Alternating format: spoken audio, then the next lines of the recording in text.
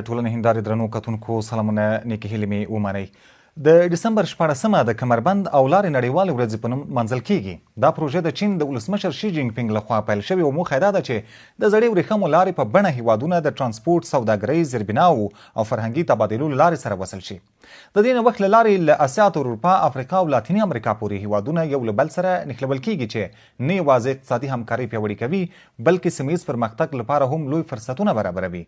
خو دا پروژه افغانستان ته څه معنی لري؟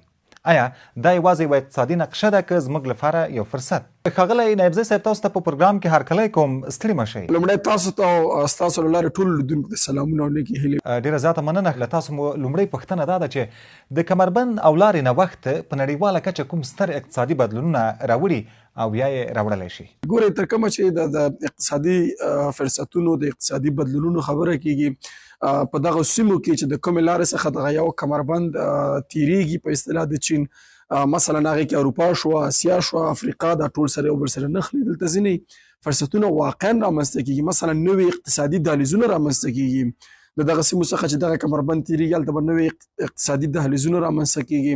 بل بحث چې دی هلته د اقتصادي زیربناو د رغېدلو بحث دی چې مثلا سیپک یوه پروژه ده د دې، مثلا هلته چې کله سیپک تطبیقیږي په پاکستان کې هلته به ورسره نوې لارې رغول کیږي، یعنې د زیربناو رغېدل هلته چې دی بل بحث دی.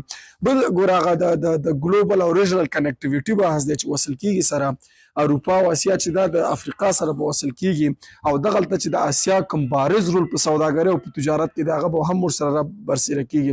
نو په کل کې ویلی شو چې ستر اقتصادي بدلونونه چې دي هغه دا دي چې اسیا په یو متحرک اقتصاد باندې بدلیږي. د اسیایي هیوادونو د منځنۍ اسیا، د جنوبي اسیا او په دې کې د افغانستان رول ډیر بارز را څرګندېدلی شي، او نوې اقتصادي فرصتونه، د زیربناو رغېدل او یو نوي دهلیزونه رامنځته کېدل ستر فکټورونه ګڼل کیږي. ډیره زیاته مننه. واقعا تاسو ډیر په زړه پورې معلومات وړاندې کړل. راځو دې ته افغانستان د دې پروژې له فرصتونو څخه که راته ووایي چې څنګه استفاده کولی شي؟ تر کومه چې د BRI یا بیلډ اینډ روډ انیشیټیو څخه د افغانستان د فرصتونو بحث راځي، افغانستان د خپل اقتصادي ستراتیژیک موقعیت له نګاه نه چې د مرکزي اسیا او د جنوبي اسیا په منځ کې د پول حیثیت لري، واقعا که اوس موږ غواړو چې جنوبي اسیا د مرکزي اسیا سره د انیشیټیو یا نوښت له لارې ونښلو، نو افغانستان رول پکې نشي هېرېدلی. نو نمبر 1 افغانستان د خپل ستراتیژیک اقتصادي موقعیت له نګاه نه په دې کې بارز رول لوبولی شي. دویمه خبره، که چېرته مثلا اوس دغه روډ له لارې موږ غواړو چې د مرکزي اسیا ځینې هیوادونه که ترکمنستان شو، ازبکستان شو، تاجکستان شو نښلو، نو افغانستان دې سره الریډي یعنې وار د مخه ځینې اقتصادي راکړې ورکړې لري او فرصت برابر دی. دویم، مثلا که د جنوبي اسیا سره د پاکستان بحث راځي، نو دلته هم افغانستان کولی شي چې خپل بارز رول ولوبوي. دریم، افغانستان کولی شي چې ډېر ښه په اصطلاح دغه وکړي، د دغې ټرانزیټ نه چې په دې باندې تېرېږي دغه کرښه یا دغه روډ پې تېرېږي، د هغې نه کولی شي د ټرانزیټ ډېر ښه استفاده ترې نه وکړي.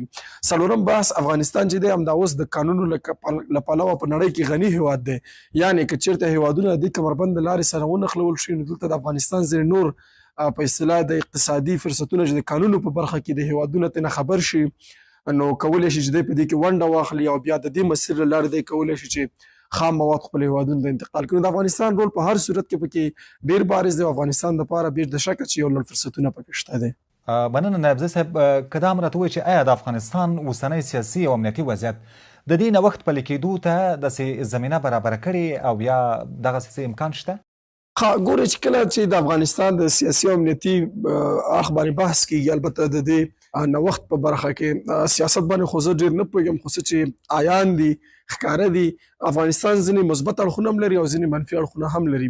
مثبت اړخونه، ستر مثبت اړخونه چې دي دوه دي. لومړی هغه افغانستان سرتاسري امن، دا اوس نړیوالو منلی چې افغانستان کې نسبت تیر وختونو ته یو سرتاسري امن راغلی دی، دا یوه خبره ده. دویم، د نړیوالو پروژو دپاره، د نړیوالو نوښتونو لپاره بستر برابر دی. دا دوه مثبت ډېر بارز ټکي دي د داسې سترو نوښتونو د تطبیق دپاره او په هغې کې د ګډون دپاره. ځینې منفي اړخونه هم شته دی. نمبر 1 منفي اړخ چې دی هغه په افغانستان باندې د نړیوالو بندیزونو یو ډېر غټ بحث دی او دغه شان نوښتونو کې چې موږ غواړو ګډون وکړو بیا هغه نشو کولی. دویمه خبره چې دا هغه په افغانستان په بانکي سکتور باندې بندیزونه دي، موږ نشو کولی چې د نړیوالو سره راکړې ورکړې وکړو، هلته آنلاین پیمنټ یې وکړو، هغې موږ ته پیمنټ وکړي، یعنې په دې سلسله کې ځینې بندیزونه او شیان شته دي. دریم غټ مشکل چې زه ورته د اقتصادي زاویې نه ګورم هغه د پروسو پیچلتیا او واضح تګلارو نشتون دی. دلته باید سرپرست حکومت واضح تګلارې واضح پالیسیانې ولري چې دغسې کله که موږ غواړو په اصطلاح افغانستان ته د داسې نوښتونو مخ راواړو یا په هغوی کې د ګډون ډاډمنتیا ورته ورکړو، نو باید زموږ پروسې ډېرې واضح واوسي. بله، ډېره زیاته مننه. د وروستۍ پوښتنې په توګه که راته ووایي چې ستاسو پیغام څه دی افغان دولت ته چې څنګه دې له دغسې فرصت څخه ښه استفاده وکړي؟ د حکومت دپاره څو مشخص پیشنهادونه زما په نظر باندې ډېر مهم دي. هغه اول د تعامل مسله ده، د نړیوالو پانګوالو سره، د نړیوالو په اصطلاح نورو سرمایه‌ګذارانو حکومتونو سره باید دی کله چې د اقتصاد بحث راځي باید دی تعامل ولري. دا یو بحث دی. دویم په اصطلاح باندې هغه فرصتونه برابرول دي د سرمایه‌ګذارانو دپاره، خپلې پالیسیانې دی ته اسانه کړي، خپلې په اصطلاح ریوایز یا نوې ستراتیژیانې ولري کله چې موږ د داسې نړیوالو نوښتونو بحث کوو. دریم تر ټولو ډېر مهم بحث چې دی هغه یو واضح تګلاره باید شتون ولري چې د کومو واضح تګلارو د مخې حکومت وکولی شي داسې نوښتونو کې اشتراک وکړي، په کوم شرایطو باندې اشتراک وکړي. څلورم د حکومت مشترکه سرمایه‌ګذاري په دغسې نوښتونو کې ډېره زیاته مهمه ده. نه تنها باید حکومت باید داسې ونه کړي چې ووایي چې نړیوال دی راشي او په داسې نوښتونو کې موږ سره د پانګونه وکړي، یا مثلا موږ ته د هېوادونو پور راکړي چې موږ د داسې نوښتونو کې اشتراک وکړو. بلکې مخکې ما ورته اشاره وکړه چې د پخوا څخه داسې یو فریم ورک یو څه شته دی چې حکومت کولی شي د خصوصي سکتور سره یو ځای سرمایه‌ګذاري وکړي چې پبلک پرایویټ پارتنرشپ یا PPP ورته وایي.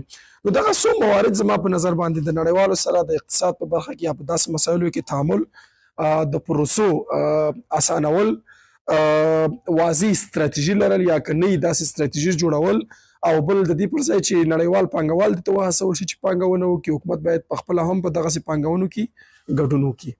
قدرمن نایبزی صاحب، له تاسو یوه نړۍ مننه چې وخت مو راکړ او د موضوع اړوند مو راسره بحث وکړ. د کمربند او لارې نوښت یوازې یو اقتصادي پلان نه دی، بلکې د ګډو فرصتونو پرمختګ او همکارۍ یوه نړیواله فلسفه ده. افغانستان باید له دا ډول فرصتونو فعاله استفاده وکړي څو د سیمه ییزو همکاریو یوه برخه شي. درنو لیدونکو، تاسو له ملتیا ډیره مننه چې تر پایه راسره وئ. تر بیا او بل دغسې یو پروګرام مو چې زه به مو په درانه خدمت کې حاضرېږم. تاسو هر چېرته چې یاست خوښ او بریالي اوسئ. الله مو مل شه.